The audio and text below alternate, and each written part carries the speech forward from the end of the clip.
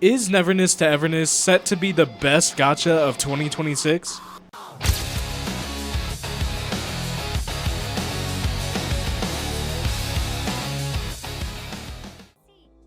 Welcome to New Hetero, a vibrant, anomaly-filled, and baddie-populated city with tons of activities for you to do. And in case you didn't know, NTE is received as an anime in GTA, so today we'll be exploring those aspects and seeing if it really is the best gacha of 2026. Let's start off with something important, such as combat.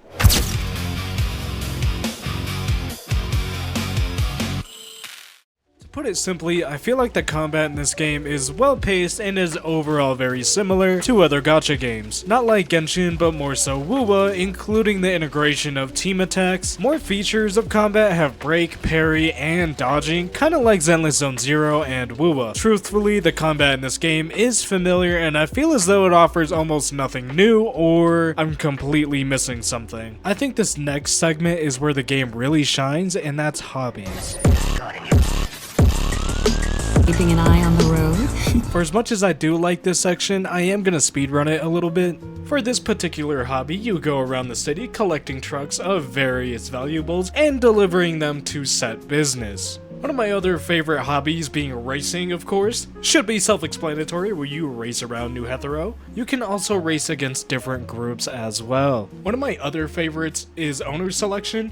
Yes, you own the business, but unfortunately, you have to work that shift and simulate having a job. Me personally, swift travel isn't really that fun. You're basically just New Hetero's Uber. Sea Angler is literally just the humble hobby of fishing. Pink paws can be a hit or miss sometimes, but this doesn't mean it isn't fun. Every run seems to be a little bit more random than the other. Sometimes you might find good loot, you might leave with over 200k, or you might leave with 70k. But you're basically just fighting through this entire bank and picking up loot. Sometimes you can pick up key cards and plan your route, but my broke ass always ends up leaving with a little bit less than I would like. But this is a skill issue and not the game. I'm gonna quickly gloss over that you can play arcade games and also be a part of a band. We're gonna move on to everybody's favorite feature, maybe specifically the Gooner's favorite feature, and that's bonding.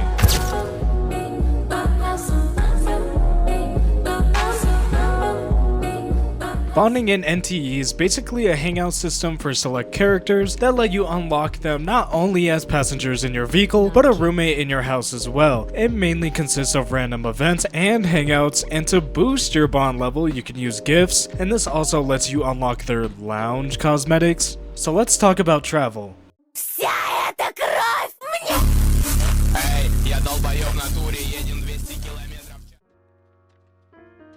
In terms of traversing the map, of course you have the phone booths and the towers, but you also have a wide variety of transport as well. This includes the buses and the trains. They are functional and you can ride them. Now the reason why I mention this is because the phone booths and the towers are a little bit spread out, so I feel like it encourages you to use the other modes of transport. And for me, I think that's a good thing. It encourages you to use the other features instead of relying on one. Though I didn't cover everything, and I didn't really answer my own question either. If Neverness to Everness was really the best gacha of 2026, I want to say at this moment, it's really hard to tell, but 1.1 looks promising. So tell me what you think down in the comments if this game will last long term. Although I ask that you keep it constructive even if you think the game is shit versus peak. You can also pet the dogs and cats, by the way.